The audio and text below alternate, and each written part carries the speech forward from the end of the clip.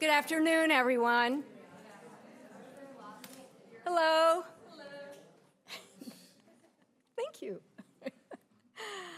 I'm Susan Fiorito. I'm the Dean of the Jim Moran College of Entrepreneurship, and it's a pleasure to welcome you to the 13th annual 7 Under 30 Speaker Series. Before we begin, I'd like to thank our speakers for being with us today. They're just fabulous.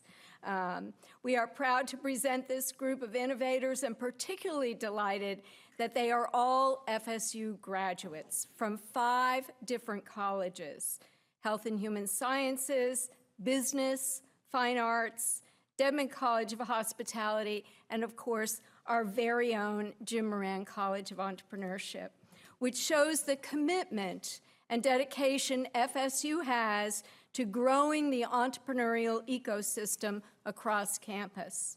The first 7 Under 30 event was started by the Jim Moran Institute in 2012 by Dr. Randy Blass, with the input of students interested in entrepreneurship. It's so great to see this program continue and to grow and bring back such wonderful alumni. Although almost every profession demands a certain level of entrepreneurial thinking, very few students actually gain entrepreneurial training and experience before they graduate. Whether you dream of starting a tech company or a social enterprise, nutrition business, or apparel boutique, the college will inspire and prepare you. We offer undergraduate and graduate curriculum for all FSU students and an environment that promotes entrepreneurial thinking, hands-on learning, and real-life experience through business mentoring, networking, and internships. Our goal is to give all Florida State students the opportunity to learn fundamental business practices that will enhance their career potential and show students what is possible in entrepreneurship after graduation. We believe students benefit greatly from hearing directly from young entrepreneurs like yourselves. With that, I know you are eager to hear from this amazing group. So to move along, I would like to thank Ann Langston in the back. Thank you, Ann.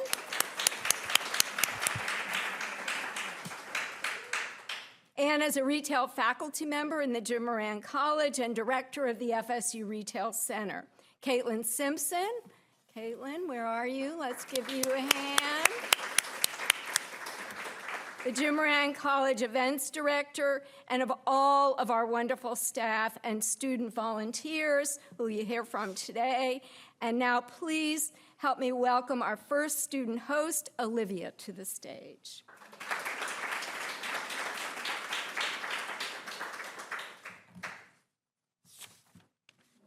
Hello, my name is Olivia O'Hay, and I'm a senior studying communication and commercial entrepreneurship. And throughout this presentation, there will be a QR code on the slide. So scan the code to access a form where you can submit any questions you have. And these questions will be addressed during the Q&A session at the end of the presentation. I would like to welcome Wilson Carter as our first 7 Under 30 speaker. Wilson graduated with an MBA from FSU in 2018 and is the founder of Clutch Phone Chargers. Founded in 2019 with a crowdfunding campaign, Clutch was created because our phones are the lifeline to the ones we love. The charger was featured on the YouTube channel Unbox Therapy, where it got over 1 million views and initially sold out. Clutch has gone on to be one of the leading consumer electronics brands and is the world's thinnest charger. It has been featured on top publications like The Today Show and Good Morning America, selling over 1 million units. Welcome, Wilson.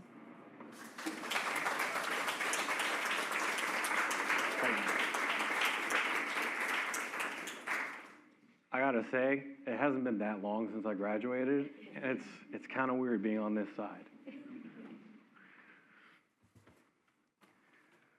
Thank you all so much for being here today. It's an absolute honor to be able to come back to Florida State and to share Clutch's story with all of you. Let me see.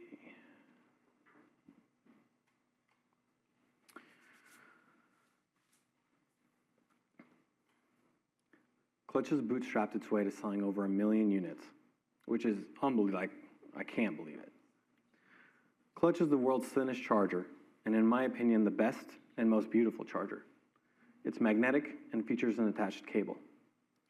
I graduated in 2018, but the idea came to me while I was still in school. At the time, I had no idea how to build it, and every engineer I spoke to told me it was impossible. Then I had an insight. I started talking directly to the manufacturers. I sent them a design of what I envisioned, and after several months and countless iterations, I finally had a working prototype. Still, my most memorable moment is holding the first working clutch in my hands. Having an idea become reality was an incredible feeling. It wasn't perfect. It didn't even have the right port. I had to carry an adapter. But it worked, and I took photos and videos on my phone and created a crowdfunding campaign on a platform called Indiegogo. I thought I was ready, but after launching, I realized I had no idea how to drive traffic to the site. So I texted the link to every single person I ever knew. That earned us our first $3,000 in sales. Probably out of pity. The rest of the inventory I funded with a 0% APR credit card, which I don't recommend, but it's what I had to do. I started fulfilling our initial orders and focused on getting more. I used Instagram to interact with big pages and drive organic traffic to our site. We also tried influencer gifting, but it was mostly ineffective. I'd assumed, since Clutch was a wallet-sized charger, that our primary audience would be men, but I was wrong. Almost all of our customers turned out to be women. This almost bankrupted us. Then, one big influencer, Unbox Therapy, posted about us on YouTube, generating over 1 million views and selling out our inventory, which was a huge breakthrough. Before diving into our marketing strategies, which are the core to our success, I want to cover a few other important topics. First and foremost, you need a great product, and you should be constantly improving it. It doesn't need to be revolutionary. It can be evolutionary, just like Clutch. A better idea on something that already exists. A strong product simplifies everything and increases repeat purchase rates, which significantly boosts profitability. The days of quick wins like selling a fidget spinner on Facebook are long gone. Now you need a product that people want to buy more than once. Another crucial factor is your gross margins. Thank you, Professor Gardner. Selling online can be costly. I recommend aiming for 90% gross margins. With a great product, you can charge more, which helps increase margins and provides a cushion for your inevitable mistakes. Trust me, I've made plenty. An often underrated aspect of business is excellent customer service. It's much cheaper to retain customers than to acquire new customers. Making and keeping your customers happy should be your top priority. Now let's talk about digital advertising. Creative content is king right now. To begin, I would recommend focusing on static imagery because it's cheaper to advertise so that you can figure out which angles most associate with your audience.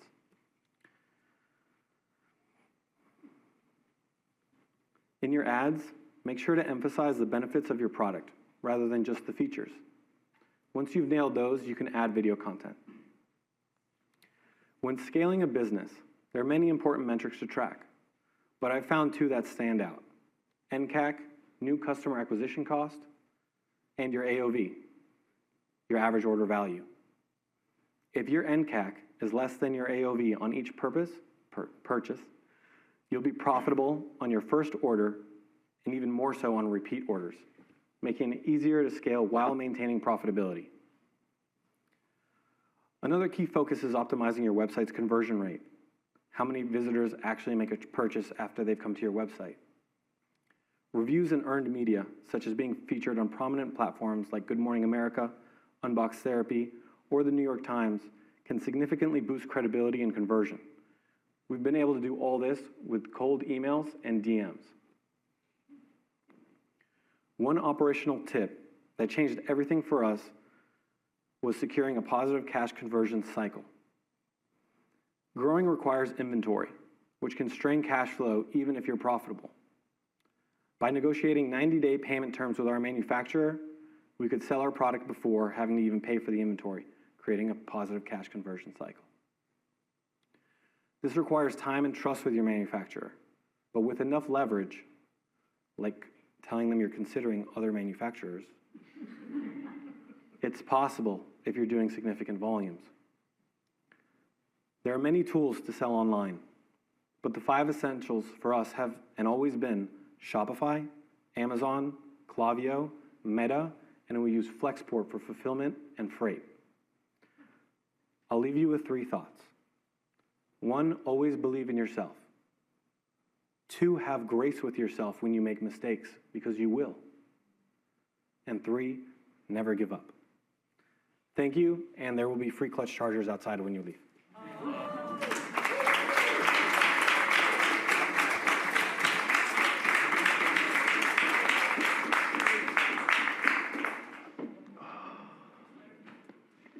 Thank you.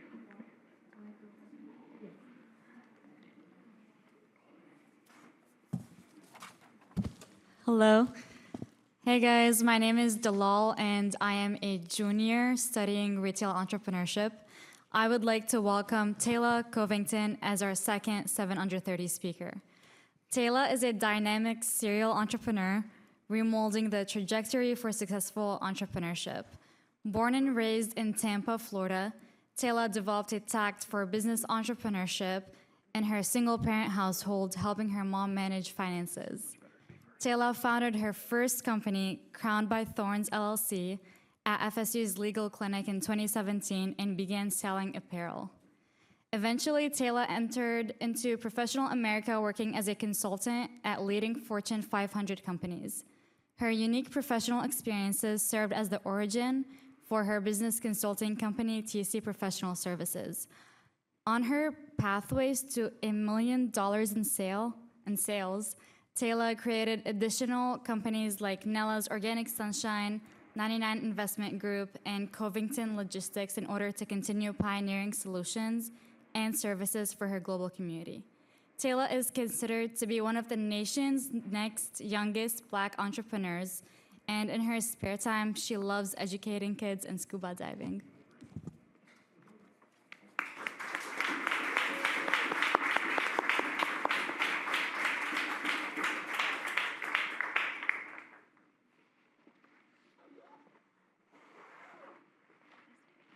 Hello, everyone.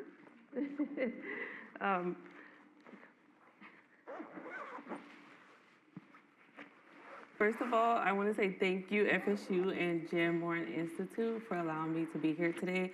I think when I attended FSU, this wasn't even a building, so I'm just so grateful to see the success of the College of Entrepreneurship.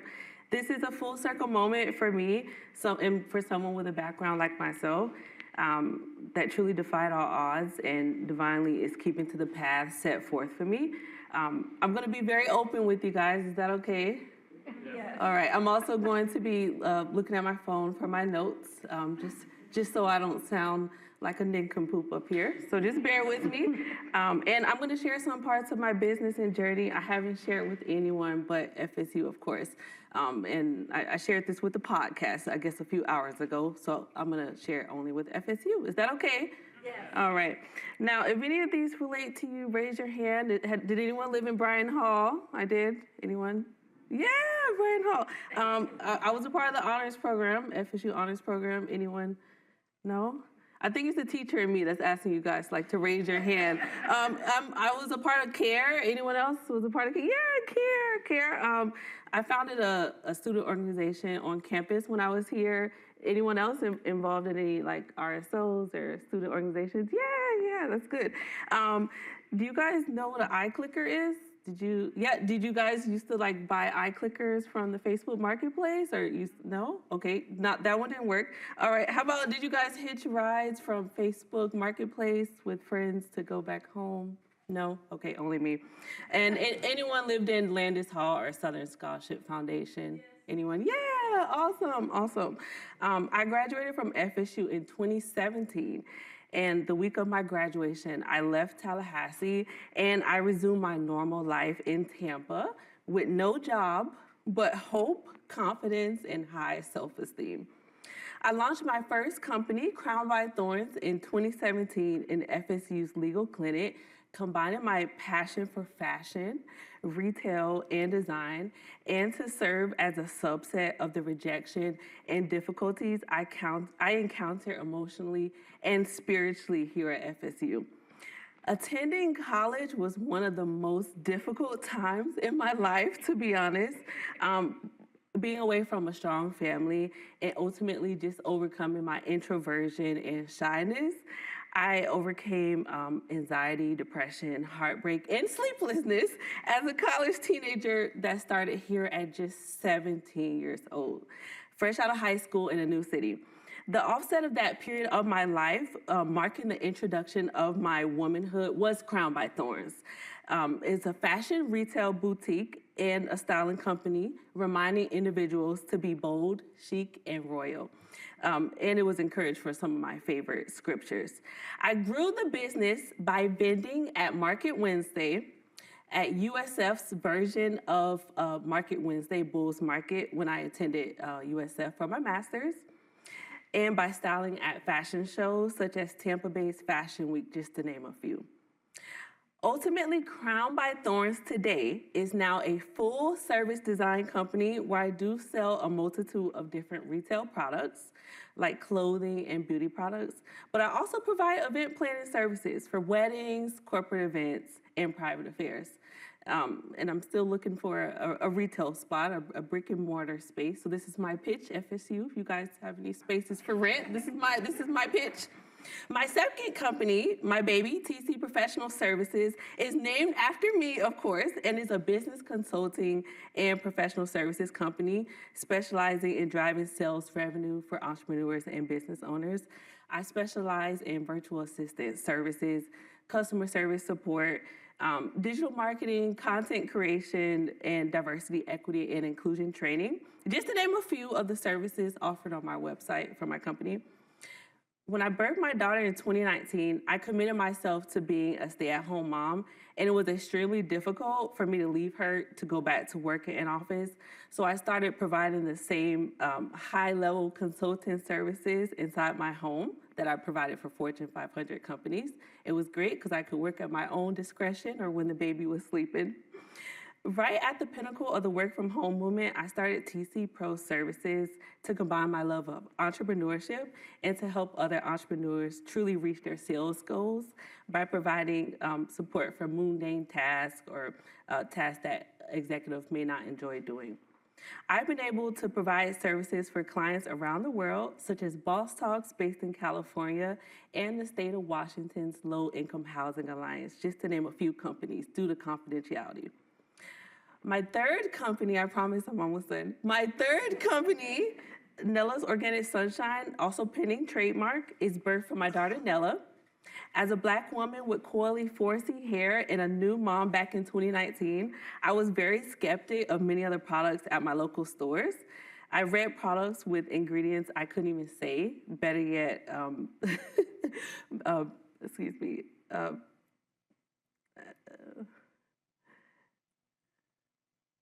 I read ingredients with products I couldn't even say. Better yet, trust to put in my daughter's beautiful brown hair. And after experimenting in my kitchen counter and testing products with friends and family, Nella's Organic Sunshine was born.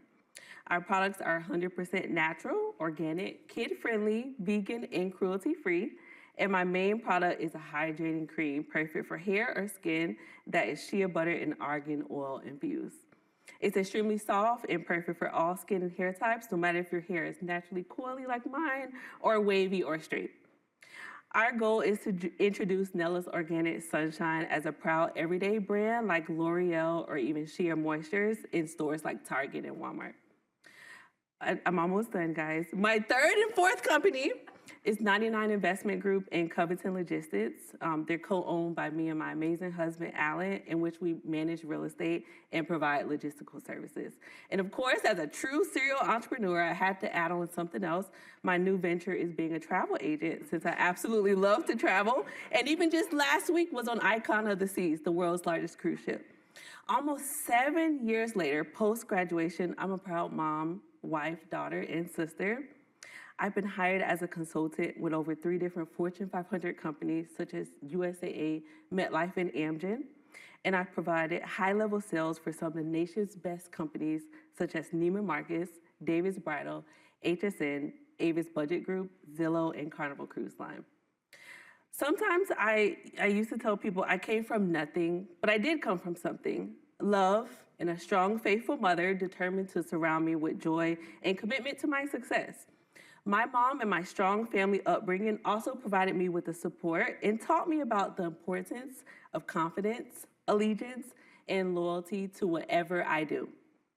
No matter where I am or what room I am in, I hold my head up high and commit myself to integrity, self-awareness, and high esteem. And I embrace being different, even if no one looks or speaks like me. Through my actions and my businesses, I have the power to create change just as you do and impact others. What I've learned is that it's okay to be the quietest person in the room. Trust me, your presence already makes an impact. As a true salesperson, I must ask you a qualifying question. Why should you commit to my brands or learn more about my businesses? As a serial entrepreneur, each and every one of my brands and businesses is a different opportunity to impact my audience. The services I provide and products I sell are not simple gimmicks to just give you a pat on the back. Whether I'm selling Nella's Organic Sunshine, signing the dotted line on a new sales and business development contract, planning a new wedding, helping you travel to Europe, managing your investment property, or helping my husband break her new freight across the country, or even being a civil servant today in education, I care about you. I've learned as humans, we all share the same experience, just in different phases or complexes. I relate to you whether you believe it or not in a similar way, whether that be us being in the same room right now or our love for FSU. We innately share this human experience, and I'm dedicated to investing my time, energy, and focus solely on ensuring the best for you and also learning what the best for you means. I encourage you to do the same with others you encounter. Learn to listen, stay open, and helpful. In closing, be yourself, embrace change, be confident, keep the faith, and do not allow the enemy of progress, perfectionism, to stop your growth. I wish the best for you. Thank you.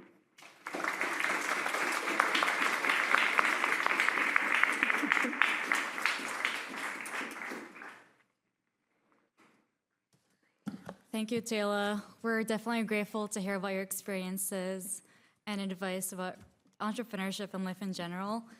I would like to now welcome our third speaker, Kennedy. Kennedy Joy Foristall is a serial entrepreneur and the founder and CEO of Raide, a clothing rental marketplace app launched in 2023.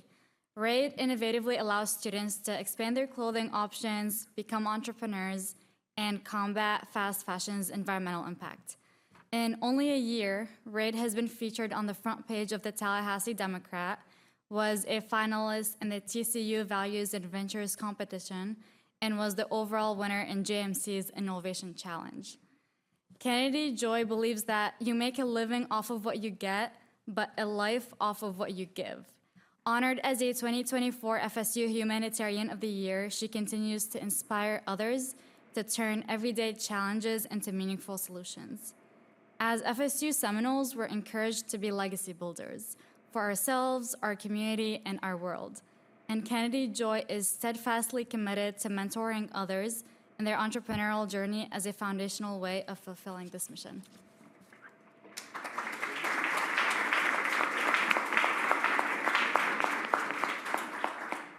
Hello, everyone. Thank you so much for such a kind and warm welcome. My name is Kennedy Joy Foristall, and I am so excited and honored to be here with all of you today. Like many of you in the audience, I consider myself a serial entrepreneur. Since I was very young, I had that entrepreneurship bug and loved building new things and problem solving, whether it was silly band businesses in the 5th grade or organizations I started in school, but I loved seeing new ideas come to fruition. That led me towards the end of high school to launch a women's connective e-commerce clothing boutique, which was ultimately a ginormous fail. But it taught me some incredible lessons in foundational entrepreneurship, as well as taught me a lot, being an eye-opening experience to some of the horrendous practices that go on in clothing manufacturing today, and where a lot of our textiles source and are manufactured. I kept those lessons with me as I went along in my entrepreneurship journey. I'm a big believer that the best problems for us to solve will hit us in our everyday life if we continue to look for them. So sure enough, my junior year here at FSU, I was walking to class one day, and within 10 minutes, I had received 3 different texts from girlfriends of mine, all looking to borrow clothes for last-minute events that they were invited to that weekend. Now, this problem was something that I had experienced myself. You don't want to go run out and buy something that you know you're only going to wear once. And so, like my friends, I always tried raiding other people's closets first. But if they didn't have the specific item I needed, I realized that somebody else on my campus certainly did. And with that, the very inception of Raide was born. So once I had this idea, I figured, well, this is going to be an app. I need somebody to build the app. So I sat down with one of my best friends and now co-founder, Noah Romo, at a coffee shop here in Tallahassee, and I pitched him the idea of Raide. And very wisely, he looked at me and said, KJ, I get ideas for apps all the time. And I think this highlights a very common issue for us as entrepreneurs of which ideas do we run with. I think that when it comes to problems, when it comes to products, you want to find a solution for something that already somewhat exists. With Raide, it's women borrowing clothes from one another. That practice has been around for ages and ages, but Raide just makes it easier, removes the friction. And so once we had identified that problem, the other thing that we needed to do was validate it and talk to users. When you talk to users, you get such good perspective as far as if that's a product people even want to see hit the market.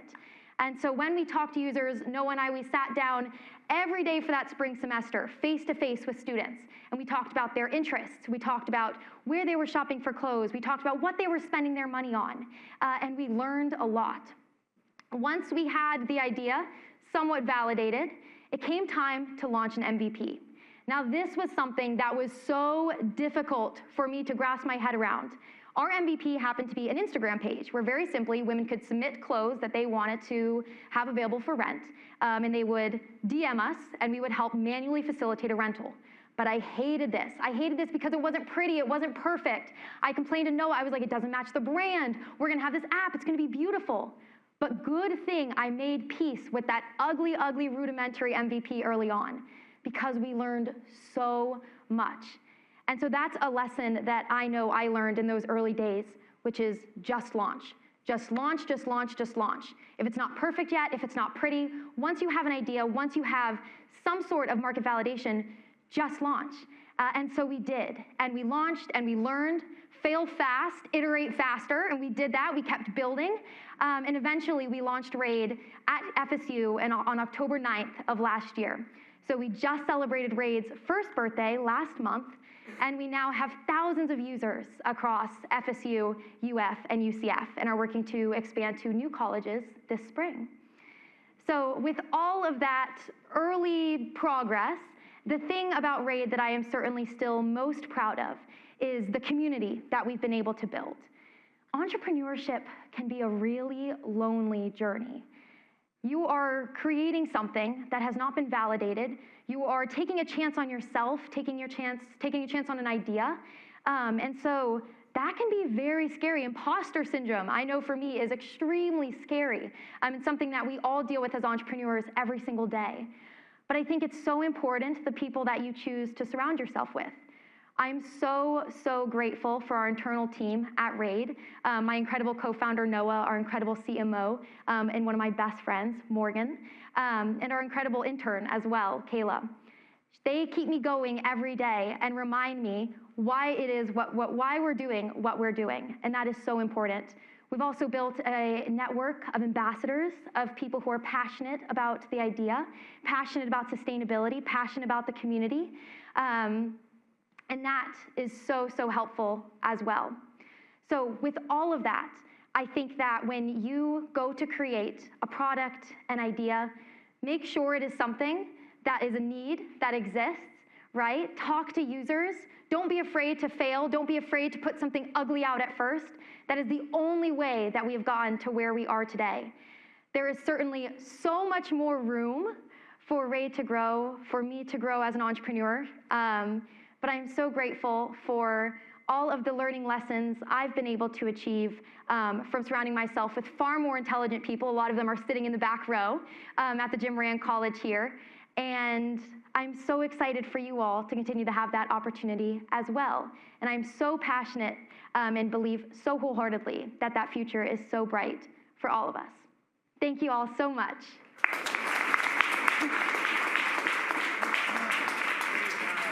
Thank you.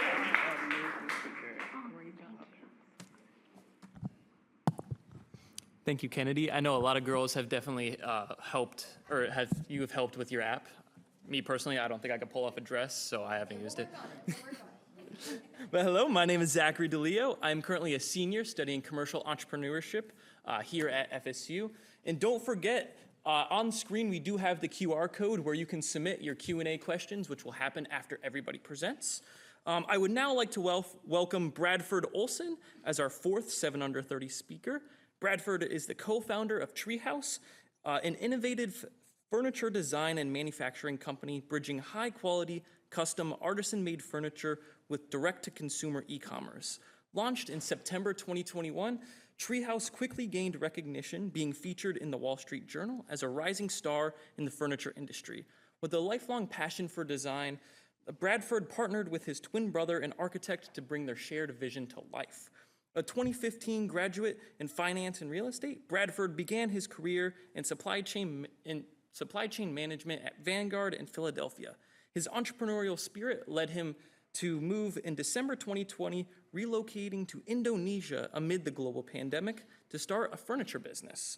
Now, at the helm of TreeHause, Bradford offers a unique furniture experience through e-commerce and custom projects, expanding the company's reach while preserving traditional craftsmanship.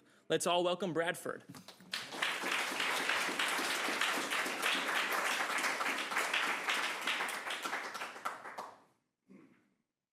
Hi, everyone. Thank you, Zach. Thank you, Ann Langston. Thank you to College Entrepreneurship. I'm really excited to be here. So I'm Bradford Olson.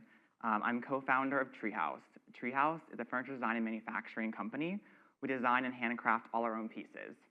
Our mission is to bring quality furniture directly to our customers.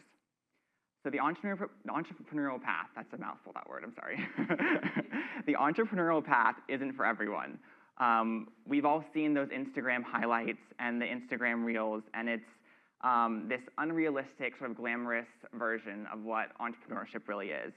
We're pitching you these get-rich-quick sort of easy paths, and I think that is not true. And I will say, though, it is a lot of work, but it is incredibly rewarding to build something that you can be proud of. So my path to entrepreneurship was not directly out of college. I was actually born and raised in Tallahassee, and have my whole family here. My twin brother and co-founders here. Mothers, dads, sisters are all here, so supporting. But I graduated from Florida State in 2015. My majors were in finance and commercial real estate. After college, I moved to Philadelphia and worked at Vanguard, which is a large investment management company. I was climbing the corporate ladder, and I was doing investment brokerage, and then I moved on to working in supply chain management at Vanguard, and I was doing well. Like, I think that was a great path for me. Like, I could have seen myself retiring and having a great life, a safe life, but a great life. COVID happened. I think all of us know where we were during that time and in that moment, and so I actually found myself. I was in Philadelphia. I moved back to Florida, back home, and I kind of had to reassess my goals and my life at that point. And I kind of realized that I had this creative void, and I wanted to really do something more design and travel focused. And so I took a leap of faith. I cut the cord on corporate America, and I booked a one-way ticket to Indonesia. I packed a backpack, and I just thought I'd just figure it out and what my next plan would be. And so what I did is actually explored Indonesia and what it could offer. So I did a whole month-long road trip where I just went through and just to see what I potentially could do. I found this beautiful town called Jepara, and they're known for their old world craftsmanship of furniture. So I explored that, and then I was like, wow, there's so much opportunity to create something so beautiful here. Like, what could I do? And I have my twin brother, who's in the audience, like I said. He's an architect and designer. And I was like, hey, Jeff, we should start a business together. And so I brought him in, and he does all the design for our business based in the US. Since then, this is in 2021, so we've been doing this for many years now, but he's doing mostly design, and I'm doing all the making and furniture making in Indonesia. So that's kind of a little history of our business, but I wanted to kind of share, in the spirit of 7, we're 7 under 30, right, all of us, I wanted to share 7 tips that I've learned along the way. So tip 1, I would say is figure out your passion. Entrepreneurship is not a job, so this will be 24/7. This is going to be your life. So do something you're passionate about. If you do something you're passionate about, it will not feel like work at all. So for me, like I said, I was working in corporate America, kind of punching the clock with that, but it wasn't my passion. I had this creative void in my life that I wanted to fulfill, and I did that by being an entrepreneur. Tip number 2 is find your niche. You can't be everything to everyone. Our goal at TreeHause is to bring high design, quality, handcrafted furniture at an accessible price point. So our target audiences are individuals or designers who are looking for this luxury handcrafted furniture, but maybe aren't willing to pay a certain price point.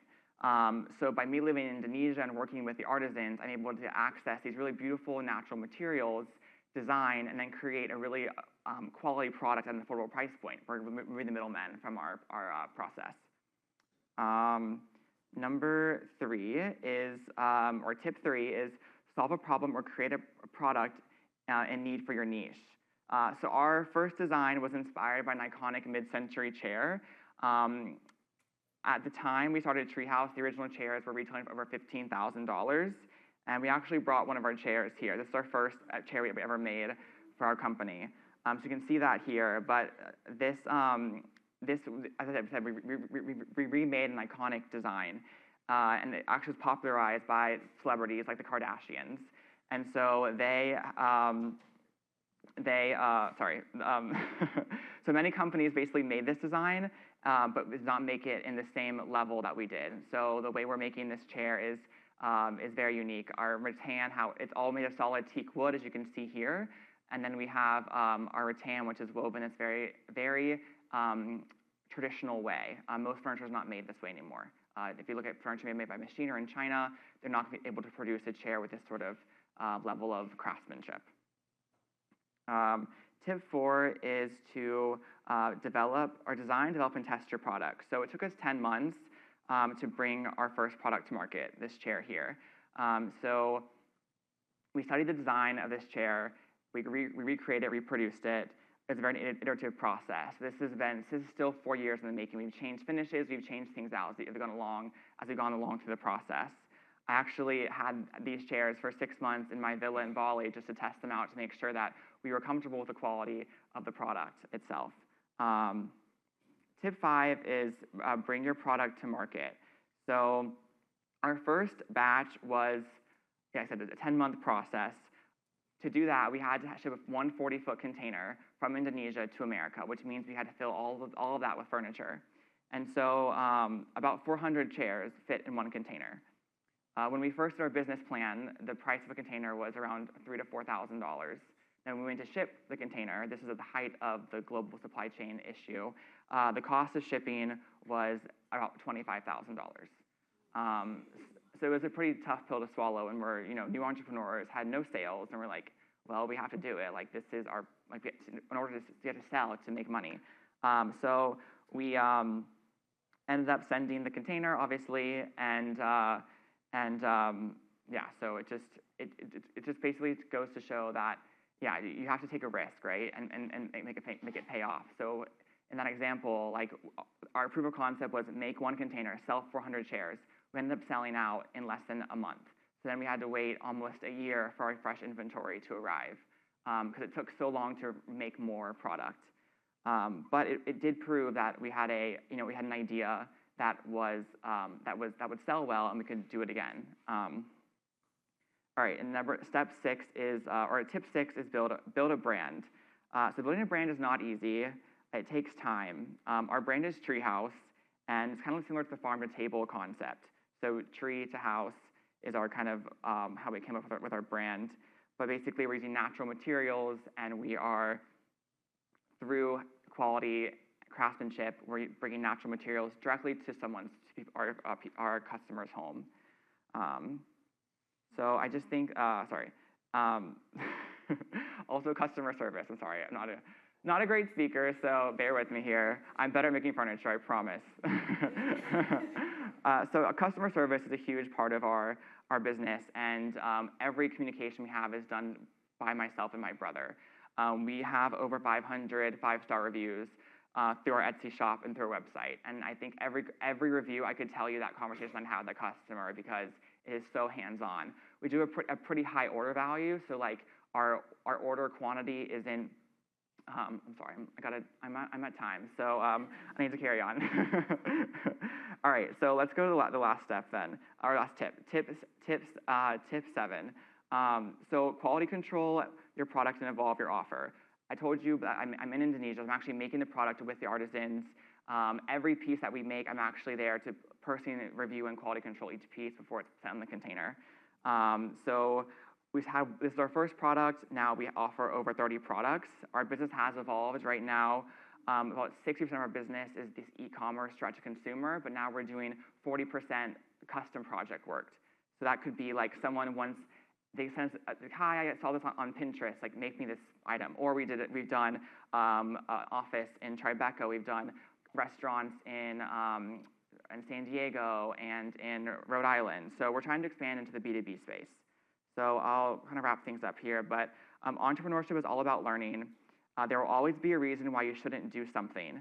Take the leap of faith, pack that bag, book that plane ticket. Don't be afraid to make mistakes, learn from them, and evolve.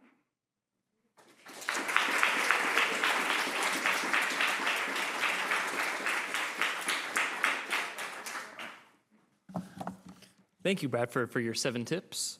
Next, I would like to introduce our 5th speaker, Sarah. Sarah Painter Hayes is a new North Florida painter and muralist that has a passion to use art to bring people together and to strengthen communities. In 2019, she graduated from Florida State University College of Fine Arts, and since has painted artworks across the United States, as well as in Haiti, Spain, Portugal, and Canada, receiving several awards, including placing 2nd in the Southern Arts Invitational. You may recognize some of her work around Tallahassee, including the wall of magnolias that start on the corner of Macomb and Call Street.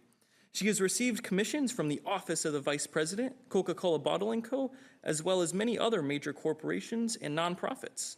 Later this year, Sarah will be doing a solo exhibition of her Florida Girl series at the Wiregrass Museum of Art. Currently, she resides in Tallahassee with her fellow artist husband, Cosby.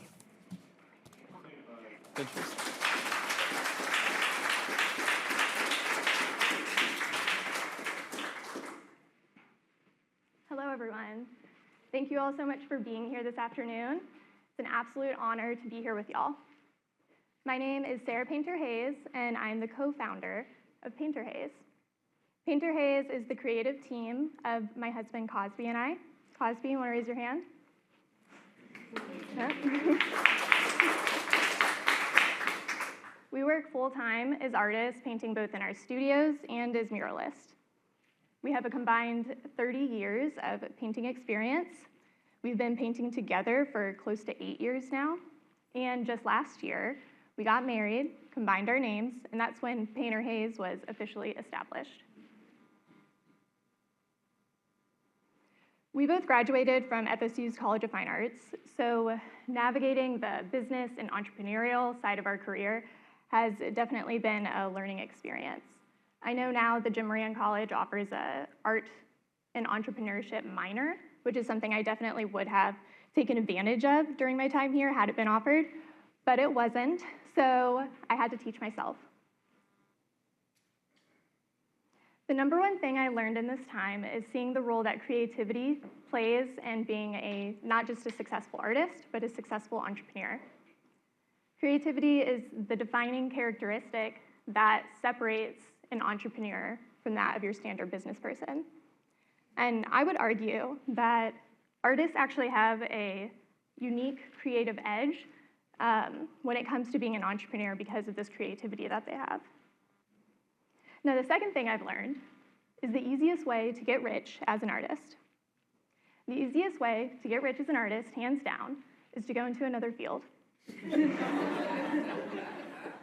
It's true. It's true. If you want to make a lot of money and make it fast, being an artist might be the least strategic path that you could take. But consider this. You're going to spend your life working. You're going to spend a third of your life working. That's 90,000 hours. 90,000 hours. Shouldn't it be about more than just money? Yes, your business needs to pay the bills, but it's about more than that. It's about the way that you live your life. So when you're thinking about what you want your startup to be, you should absolutely be asking these larger questions. What kind of impact do you want to make? What kind of legacy do you want to leave?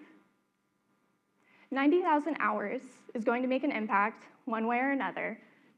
And the exciting part about being an entrepreneur is that you get to decide what that impact is.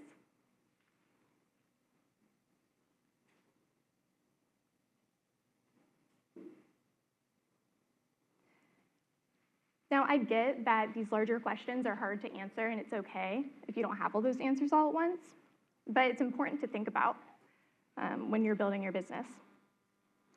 Kurt Vonnegut said, "Practice any art, music, singing, dancing, acting, drawing, painting, sculpting, poetry, no matter how well or badly, not to make money, but to grow your soul, for the experience of becoming." Now, I agree with this sentiment wholeheartedly. Yes, arts are for everyone, but if you can make money off of your art, why wouldn't you? The trope of the starving artist has led us all to believe that being an authentic artist and being financially secure are two mutually exclusive things, and that just isn't the truth. Cosby and I have created multiple streams of income through Painter Haze. We paint murals, we sell our paintings, we sell prints. We've worked across sectors with a wide range of both public and private clients. And we've created passive income through our website sales. But most importantly, what we've done is enable ourselves to live our lives as artists. This means that we get to wake up and paint almost every day. We get to surround ourselves by artists and art lovers. Our art has taken us around the world. The purpose that my art gives me is invaluable. And being your own boss is pretty sweet too. An art practice is a living project. This ever-evolving enigma is subsequently my business.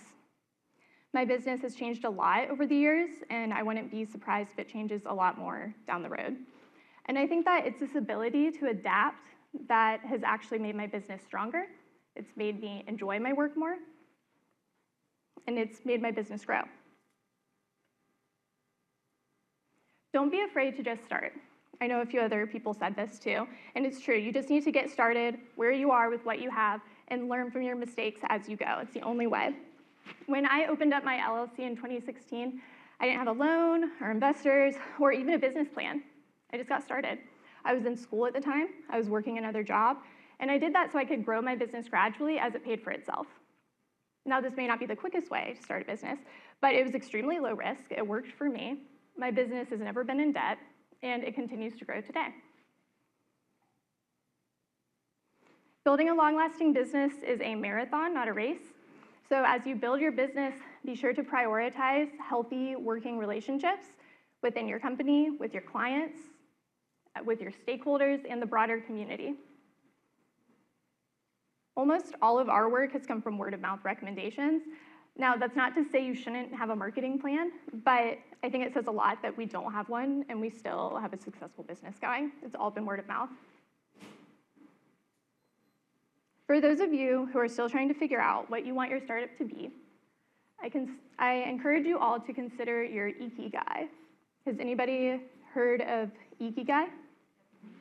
Yes, yes. So Ikigai is a Japanese philosophy, and it's a framework for finding out your life's purpose and fulfillment.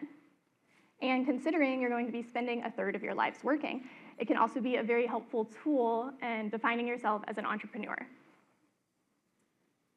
Ikigai explores the intersection of what you love, what you're good at, what the world needs, and what you can be paid for.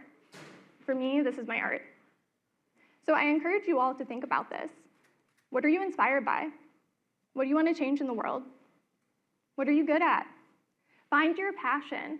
Find what inspires you and always let that drive you in whatever business it is you decide to do, because that's what's going to keep you moving. That's what's going to keep you focused and keep you fulfilled. Always let your inspiration guide you. Thank you to the Jim Moran College for inviting me out. It's an honor to be here with you all today.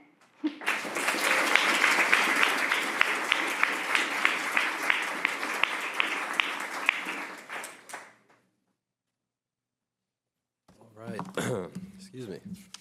Thank you, Sarah. That was a great presentation. My name is Ethan Taylor. I'm currently a junior studying commercial entrepreneurship here at the Jim Moran College. And I would like to welcome Jen Simpson as our next 730 speaker. Jen has been passionate about being active, healthy, and fit her whole life. And after changing majors multiple times, she graduated from FSU with a bachelor's in science and exercise science to pursue her career. She then went on to massage therapy school at the Core Institute of Massage Therapy and obtained her license in practice to practice in Florida. She also holds national certifications in exercise physiology, strength and conditioning, and active release techniques. She opened Just Get Fit in 2016 with a partner and continues to own and operate the facility here in Tallahassee. Jen works with many different individuals of all ages and abilities with an emphasis in post-rehab corrective exercise. She is part of a fitness professional mastermind group and obtained her life coaching certification earlier this year. She also participated in a professional speakers course to help further her impact in the health and fitness industry and beyond. Please welcome Jen.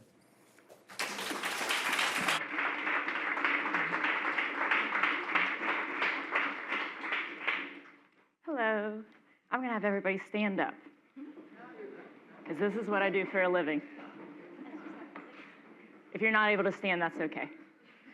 So I want everybody to start with 3 big inhales, and then we're going to exhale, but we're going to make this weird noise, okay? It's going to be shh. Inhale, exhale, shh. Again, inhale, exhale, shh.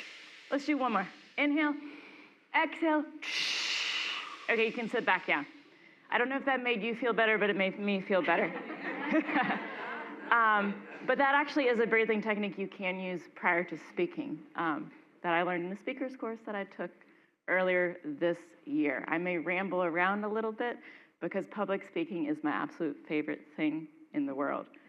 Sarcasm if you can't detect it. So I'm going to jump around a little bit because that's the way my brain works. When I was at Florida State, I started in 2005 as a dual enrollment student. I was a little bit of a math nerd, and I thought I was either going to be a math major or an engineer. And because I had parents who had the traditional, you go to school, you get a real degree, and then you get a real job, and then you go into the workforce and do what everybody else does. So I started out at Florida State actually as an actuarial science major, if anybody knows what that is. Yes. And then quickly I figured out that my brain doesn't do actuarial science. And I had the poor advice to switch to accounting, thinking that it would be, yes, thinking that it would be easier. What was easier was the math, which was the part that I was good at. And then somewhere along the way, I had actually been coaching gymnastics and cheerleading for a long time. And small world, Sarah Painter, who just spoke, was one of my cheerleaders. And her mom was a group exercise instructor, personal trainer for years and years and years. And one day she came up to me and she's like, Jen, you have to be a group exercise instructor. You're going to be so good at it. And I said, no, it's not a, it's not a real job. Like, maybe as a hobby. Well, she would not let it go. And so I got certified, and the rest is history. So if there's one thing I could say, a lot of you guys who are into entrepreneurship, wanting to start your own business, is don't settle. I went in thinking I was going to be engineering, actuarial science, and today I couldn't imagine myself at a desk job.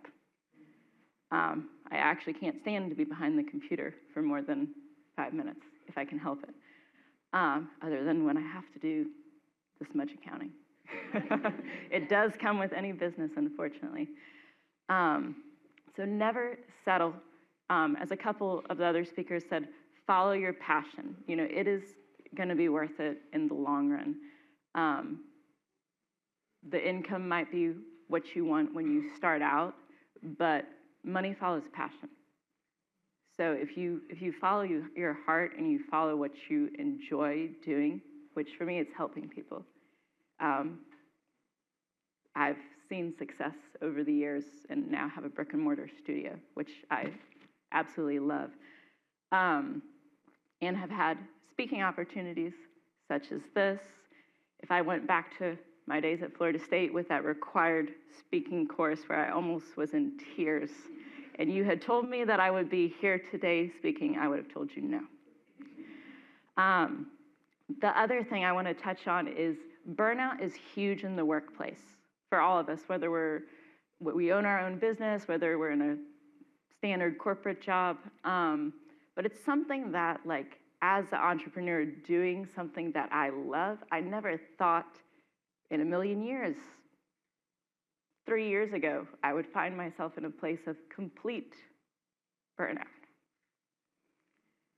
And because I was doing what I was passionate about, I felt like, who am I to be burnt out?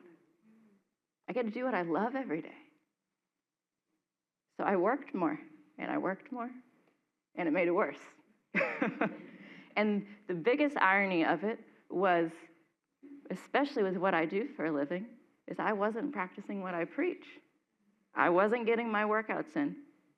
Since opening a health studio, I worked out the least I had in my entire life. I wasn't eating well. I wasn't getting enough sleep. I wasn't doing things to lower my stress level.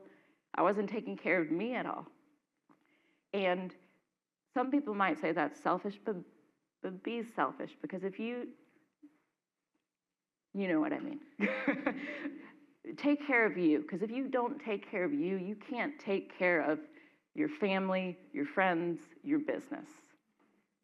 So make sure that you take time for you, whether it's on the health and fitness end. It's important for all of us. It helps us think better. It helps us move.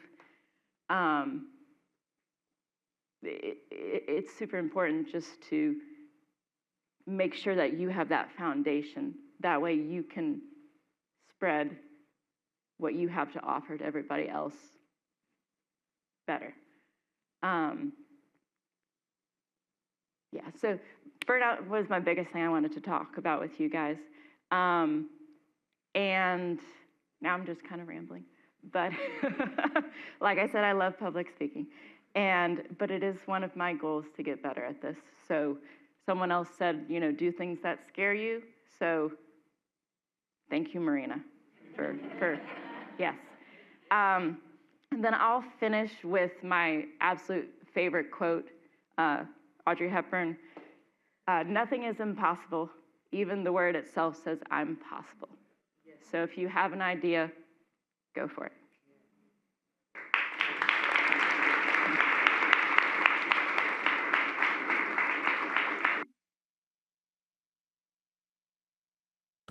All right, thank you. As a final reminder, we have the QR code up on the screen, so if you want any last-minute questions answered before we do our Q&A session, be sure to get those in over there. So I'd now like to welcome our last speaker, Adam. Adam, originally from Tallahassee, graduated with a bachelor's degree in hospitality from Florida State University. He began his career in the restaurant industry and eventually became a sommelier and the youngest managing partner at the Capitol Grill in Tampa. He transitioned to financial planning in 2011 and opened his own firm, Tayla Financial, in 2018. He is dedicated to his craft, often joking that he has more letters behind his name than in his name due to his many designations. Tayla Financial has received the Seminole 100 Award, which honors the fastest growing businesses in the nation owned by alumni, for 6 consecutive years, and has been featured in Forbes, USA Today, NASDAQ News, LA Weekly, New York Weekly, and on local CBS and ABC networks. In 2024, Forbes recognized Adam as one of the top 100 advisors in Florida. Adam is married to Andrea, and they have a daughter, twin boys, and a black lab, all with names starting with the letter A. So let's welcome Adam to the stage.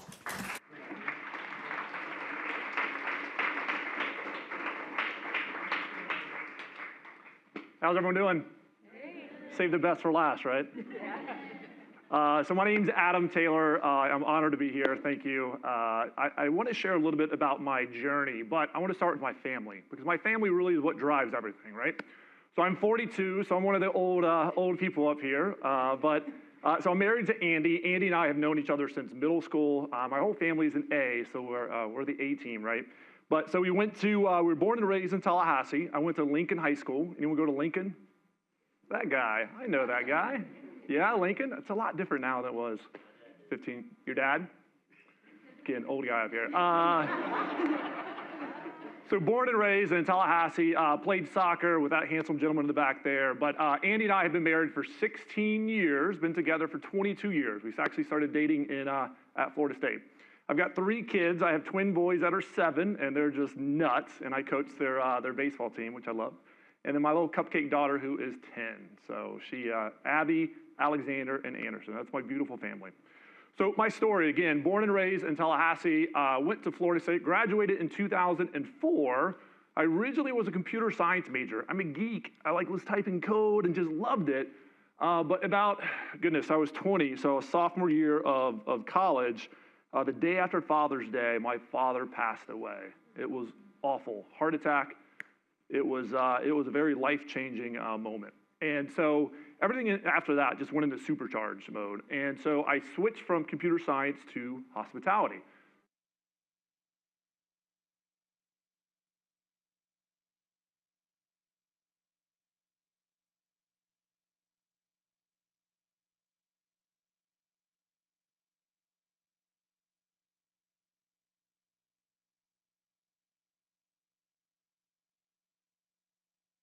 From Florida State and Dedman School of Hospitality, and then moved out to San Francisco. So worked with Houston's and Hillstone Restaurant Group, became a sommelier, so if you want to talk wine, I'll get super geeky on you. But I packed up everything I owned in a car, and my future wife, Andy, and I drove to San Francisco. Then I got promoted and moved to New Orleans. New Orleans was great until Katrina hit. So I was like, I was born and raised in Florida. This is not a big deal. Took 3 days worth of clothes and never went back. So that was fun. So got promoted again, went to Atlanta. So ran a couple locations in Atlanta, and then joined the Capitol Grill. So the Capitol Grill, great restaurant. And then I got promoted again to Jacksonville, Naples, and just moved all around, right? And so once I got the nod to go to Tampa, and I've been in Tampa since 2009, I was the youngest manager partner ever, which was great. And I remember vividly sitting in that first meeting, and there's 7 managers, there's 100 team members.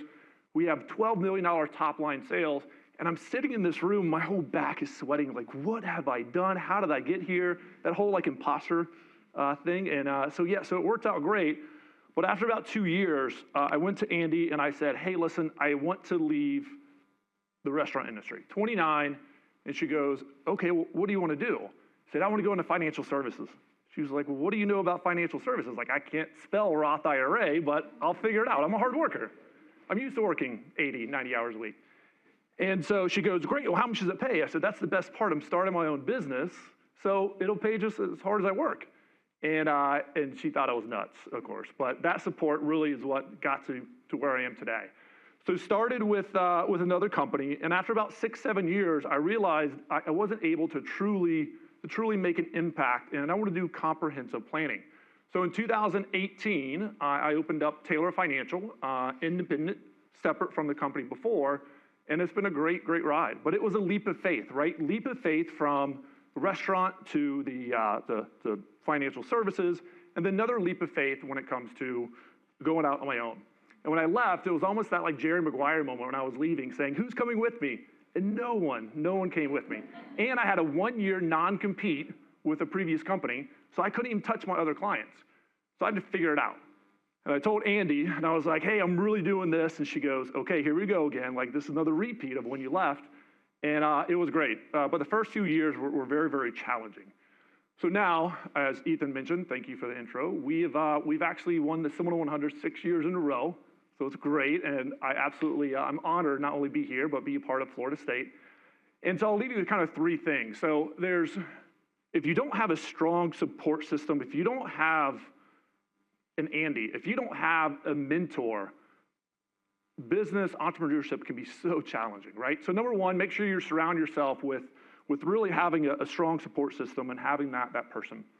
Number 2 is I'm a dork and I have more letters behind my name than in my name. So I'm constantly sharpening the saw of how can I be the best version of myself. So be a student of the business, and whatever you get into, just be the best version you can. And there's a book out there you may have read too called Start With Why, Simon Sinek. So the most important thing I would say is find your passion, find your why. Obstacles are what you see when you lose your vision, so create a vision. And my vision now, because I fear my mortality, is to sell or be in a position to sell my company for $50 million before I'm 50. I got 8 years to do that, and I'm on track, right? So I have a vision of what I'm building and how I'm going to leave a legacy to my 3 beautiful kids, my beautiful wife, as well as what's next for all of us. Thanks for your time.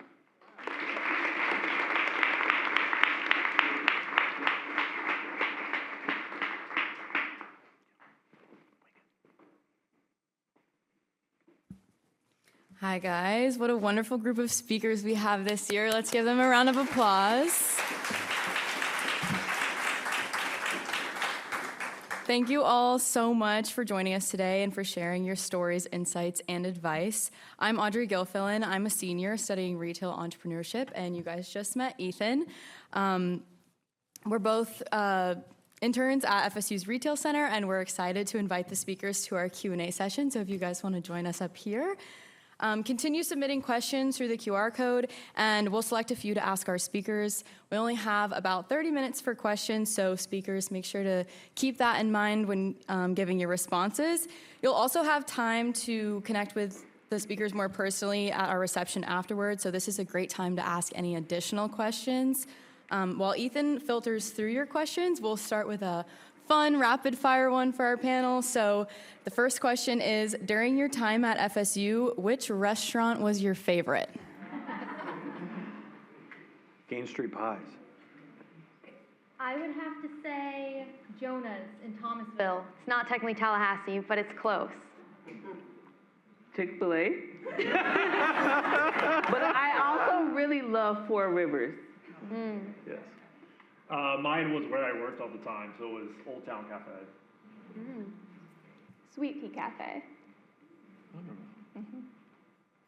Gordo's. Gordo's. Yeah, that's a good answer.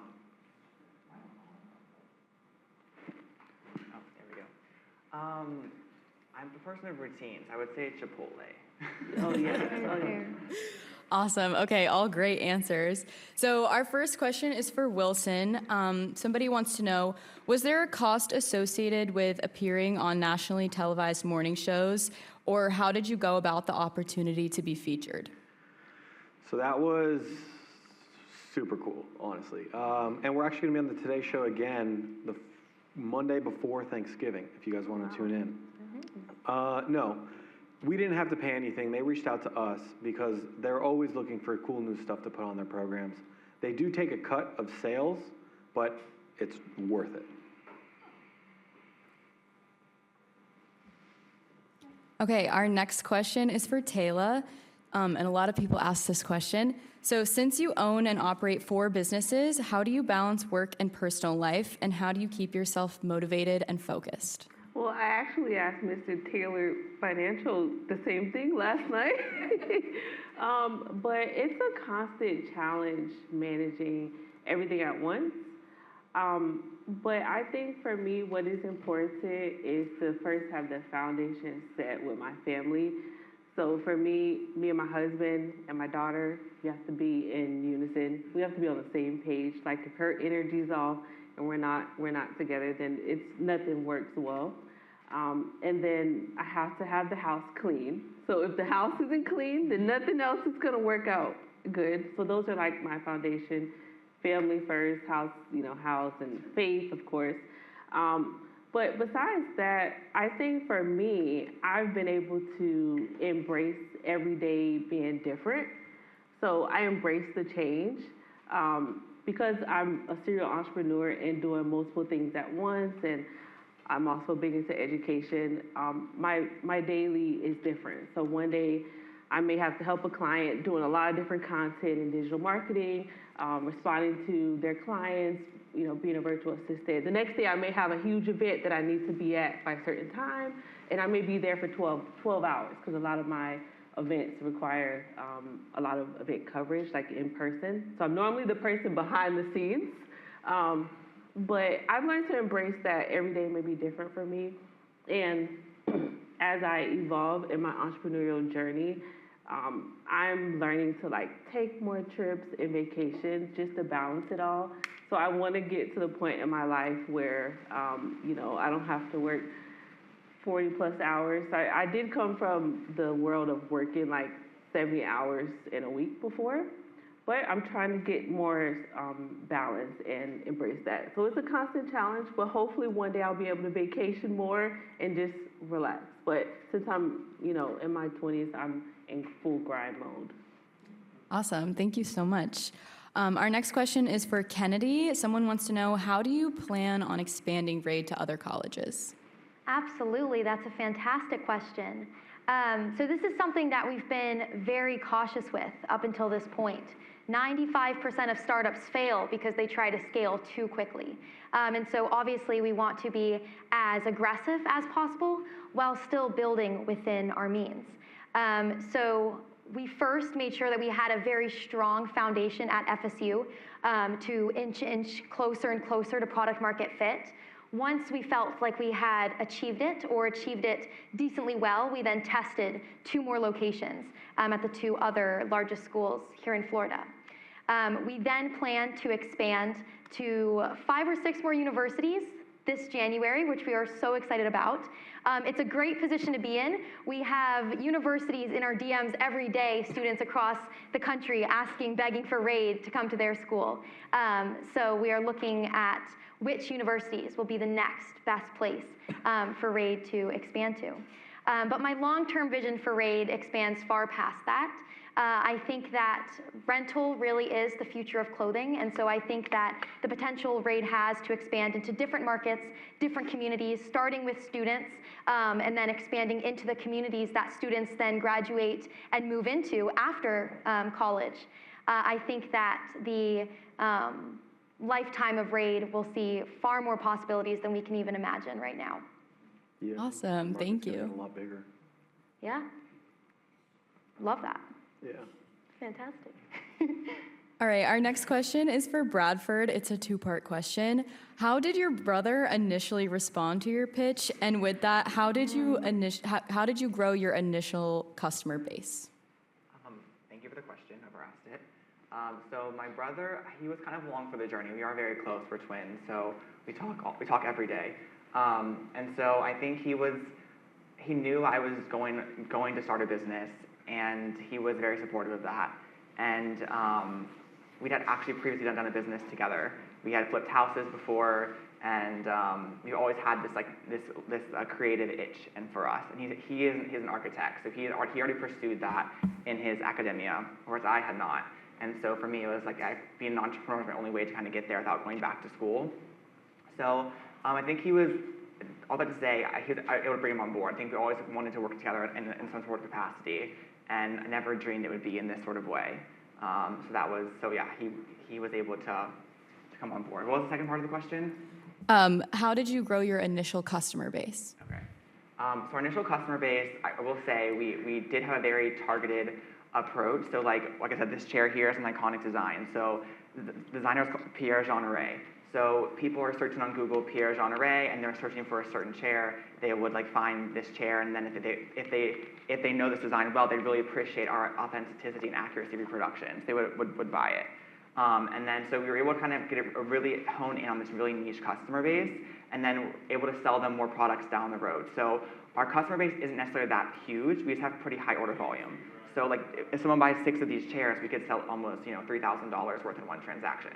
So our customer base is really niche and targeted, and then we're able to actually sell more to them as we grow more products and add more things. Because like as a brand, we're kind of putting ourselves in this sort of aesthetic and this look, and it's similar to what our customer is, and so we're able to sell them more products. Awesome, thank you so much.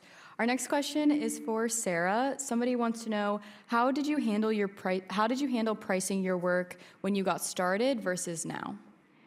So pricing your work can be a really hard thing as an artist. It's kind of this intrinsic value. It's not just the labor of making the art, it's the artist's hand, that artist. So it's hard to do. I price my work looking at the market. Like I look at artists who are similar to me, I would say, in their career, and I gauge that way. And then I also look at where I want to be, right? And I look and I see, are these works selling? Or did you just price your work crazy high and it's been sitting there for God knows how long? So these are all things I consider. It's not just like a hard and fast, like this many dollars per square inch or per square foot. I would say before I price anything, I'm always looking at the market. Thank you. Our next question is for Jen. Somebody wants to know, how do you drive customers to your business, and how has your marketing strategy changed over time? So we're primarily word of mouth. I mean, word of mouth, I would say, is number one, especially in the Tallahassee community. But I think that's true for all of us. Word of mouth is probably still number one, despite what other marketing strategies you do. Also, taking advantage of the free medias, Instagram, Facebook. I've not made it to TikTok yet, but yeah. Thank you, Jen. Our next question is for Adam. This one's kind of a funny one. Have you ever thought about starting your own business in the food or restaurant industry? On my vision, this seems so geeky, on my vision board, I eventually want to open up a restaurant called Verticals. Verticals, if you have 3 vintages in a row in wine, it's called a vertical. Vertical is symbolizing growth and upward movement. So one day I do want to open up my own restaurant called Verticals, and it would be similar to like a hybrid between Capitol Grill and a Houston or Hillstone. So we'll see. All right, our next question is kind of a general question, so anybody can answer. What is the importance of a mentor, and do you have any advice on finding one? I have advice on finding one. Like, look at someone who you want to be like. Say, I want to be like that person in 5 years and 10 years. Someone you aspire to be like, and that's your mentor. My story's a little different. For me, it's been very hard to find mentors that do exactly what I do, since I do a lot of different things. So I've learned to embrace YouTube. And I say that, I mean, everyone knows YouTube, but I say that comically because I'm the one that's always doing research, always watching new channels, always watching podcasts, always, plugged into YouTube. But I heard another YouTuber say that there should be no excuse that you don't have a mentor. So I kind of treat the world or, different people and people I aspire to be like to be my mentors. So I don't have one in person, but I have a lot of virtual ones. Anyone else want to answer? Yeah, I can speak on that too. So in my industry, 90% of advisors fail within the first 3 years. Very, very challenging. Very rewarding career if you can get past the 3-5 years. But if it wasn't for the mentor I had early on, there's no way I would be here, right? And they continue to tell me to make sure I continue to take tests and just to be that best version of myself for clients, and patience. I remember just be patient and delay the gratification as long as you possibly can. So mentors are crucial. Where to find them? I would say find an industry that you're truly passionate about and find the top guy or gal in the industry. and ask. I think I don't get asked as much as I think I would, but because when I actually do mentee or when I mentor someone, they always say like, man, I wanted to ask you for so long, but I know you're so busy, I didn't think you'd make time for it, right? So I think it's important that you ask, because more than likely they probably have that abundance mentality and they do want to give back. And I really enjoy coaching and mentoring others. Yeah, that's good. Awesome, thank you. I have another general question for anyone to answer. What is the failure that hurt you the most but ended up being foundational to your success?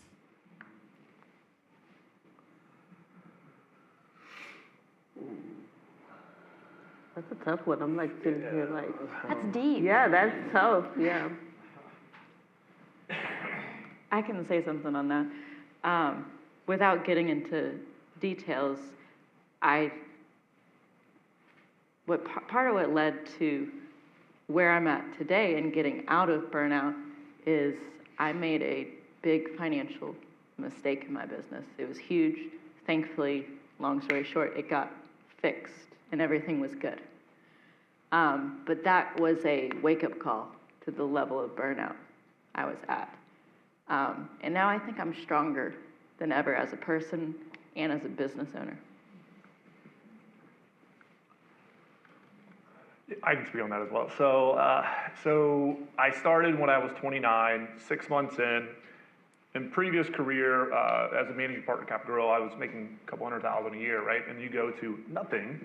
And then the first 6 months, it was all just based off commission. And so the first 6 months, I probably made like $10,000, $12,000. It was rough, and I had to liquidate a lot of things and just sell a lot of things. And then the 7th month, my 30th birthday, I got shingles. Chickenpox, calm down, nothing crazy.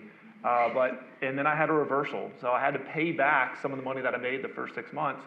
And I went to my wife and said, hey, I'm leaving this industry, right? 90% failed in the first 3 years. I was 7 months in, I was done. And I already had offers other restaurants, and I was gonna leave. And she said, hey, before you leave, before you go back to an industry that your nights, weekends, if we ever have kids, like you'll never see them, put both feet in, right? Do exactly what they're telling you to do. So to me, that was a big failure in the industry, but it changed my perspective of like making sure I wasn't half-assing it. I've always been successful in kind of what I've done prior, but making sure that I put the work in. And if it wasn't for that failure, those shingles, if you will, I don't think I would be here today either. Yeah, that's good. I feel like I face failure every day. I mean, I deal with lots of rejection and no's constantly. I've learned to embrace it and wear it right with me and keep it going. But I actually faced failure when I worked in sales for a company. Similar to what you said, I followed everything they told me to do. I followed the pathway to be successful. And the success still didn't come to me. And I left the corporation, of course, and started my own kind of travel agency.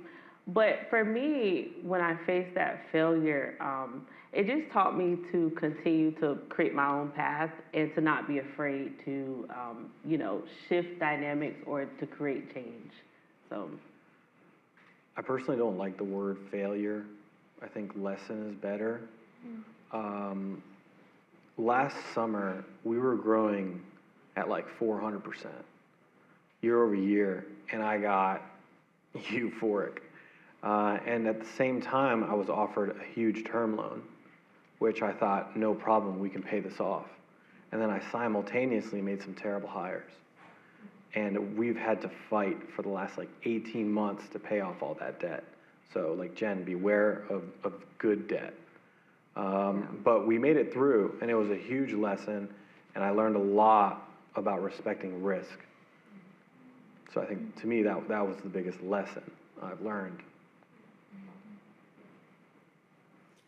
All right, our next question is again another general one. If you don't have money to start your venture, should you go in debt, or do you have any advice on finding funding or investors? I think you should get pre-sales. If you have a good product, you'll find people to buy it.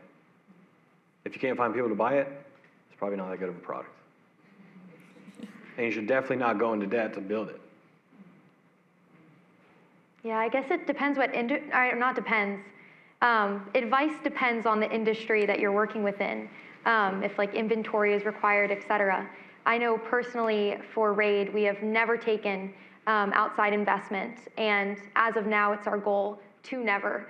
I think that bootstrapping, if you're able, is the way to go. Living the founder lifestyle, my co-founder and I, we both moved home after graduation for the better goal of building, hopefully generational wealth, keeping equity. If you believe in something, no venture capitalist or even an incredible angel investor is going to believe in what you're building more than you do. And so really putting that money where your mouth is and holding on to that equity as long as possible, I think is the best way to go. Yeah, I agree 100%, and I believe that nothing should hold you back on accomplishing your goals or meeting your goals. Mostly all of my businesses are bootstrapped. Some do cost more, did require additional savings compared to like my business, TC Professional Services, that didn't actually have a lot of startup costs since it was a service that I offered to people. But I firmly believe in bootstrapping, saving, or asking friends and family. I'm still working on asking friends and families, but I typically just bootstrap myself or save the money. Statistically, I haven't had a lot of access to capital. I mean, I've tried to get it, but it just didn't work out. But I agree. I mean, no one knows your business better than you, and investors will require a portion or some kind of ownership, or they may change your business so it's not as organic as your business was created to be. So I'm truly someone that eventually wants to get investors, but I want to own 100% of my businesses, and then eventually sell it to investors or people that seek out my business. Like building something with no outside funding, like just and I would say like challenge yourself that it can be done without the money. Like there is always a scrappier way to do something. That is something we have learned. Noah and I would run around last semester sliding flyers under dorm doors. You don't need to pay for marketing. You don't even need to pay for the first big product. Build an MVP. There is a way you can do it scrappier to get that market validation and to posture yourself in a better place to get those pre-sales and not have to fund something. Yeah. I think taking out a loan to start your business is fine. I would encourage you to do your research and make sure you're truly getting into an industry that you're passionate about and you see yourself doing for decades and decades. But the financial literacy, I think, in this country is abysmal at that, right? So I wish they taught it in school. One of the reasons why financial advisors can make such an exponential impact for generations, right? But I think what people do is they jump into the shiny new object. They don't do their research. They take a loan out. They don't realize that this is the industry that they may not be in a couple years. So learn the terms of the loan. Make sure that you are well-versed yourself in kind of this financial literacy 101 for you. So yes, it's okay to take a loan, but just make sure you know what you're getting into. Very fair. All right, thank you for all the fantastic questions. And again, a big thank you to our speakers for sharing their experiences. I'd like to remind you that our speakers will be available at the reception, so take this opportunity to connect and ask any additional questions. And now, please join me in welcoming Dean Fiorito back to the stage.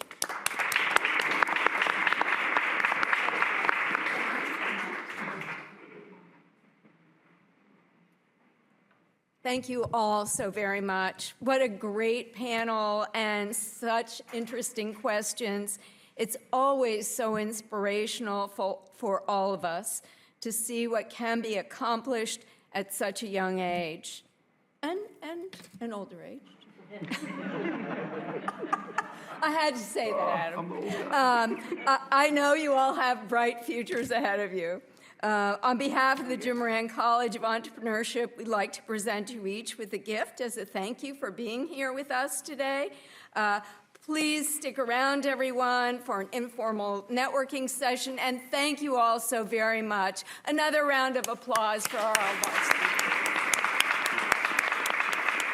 Thank you. Oh, thank you.